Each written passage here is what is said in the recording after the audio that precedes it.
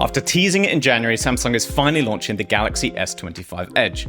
This is basically a thinner, lighter version of the S25 Plus, with the same display, chipset, and all those AI features. But there are two big trade-offs you're going to have to make your peace with. At 163 grams and 5.8 millimeters thick, the Edge really is thin and light. Samsung isn't kidding there. It's kind of shocking the first time you pick it up how little it weighs relative to the size of the phone. This isn't the thinnest phone around, and it's not the lightest either. In fact, it's 1 gram heavier than the regular S25, but it has a much bigger display than that phone at 6.7 inches. Still, that weight is really impressive, and I think it's the main reason to buy this phone rather than the thinness, especially because if you're going to put a case on this, you're not going to notice how slim it is anyway. It should still be fairly tough. It has an IP68 rating and a titanium frame to match the S25 Ultra, and actually theoretically tougher than the Plus model. So, what are the downsides? There are only 2 rear camera lenses here. There's no sign of the telephoto that you'd find on any of the other S25 phones. To make matters better, you're getting the same 200 megapixel main camera as the S25 Ultra, just with a slightly condensed camera housing to make it fit.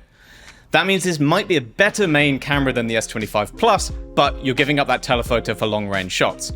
You are at least getting a new 12 megapixel ultra-wide, which Samsung told me has a larger sensor than before and can handle macro shots. The other big downside, and maybe the big downside going by what everyone keeps asking me about this phone, is battery life. The 3900 mAh cell here is definitely smaller than the S25 Plus, and in fact is even smaller than the regular S25. Samsung insists this is a full-day phone and says it can even handle 24 hours of video playback. That's compared to 30 hours on the S25 Plus. I want to believe them. Optimization on modern chips has gotten way better than it used to be, and I think you can still get a whole day of battery life out of one of these smaller cells. But I've only used the phone for an hour, and I just won't know until I actually spend some serious time with it. And that's going to be the question. That is absolutely why I'd say you should wait for reviews on this one. We don't know yet how long it will last, and that could be a deal breaker. As always with battery, you've also got to remember, what it's like on day one is not a guarantee of what it's going to be like 6 years into its lifespan. So, would you make those trades?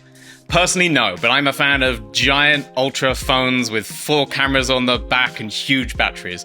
I've made my peace with a big phone in my pocket. If that's not you though, and you like the idea of a big display in a thin phone, give this a look, but make sure you're happy to give up a telephoto and wait to find out what the battery's like.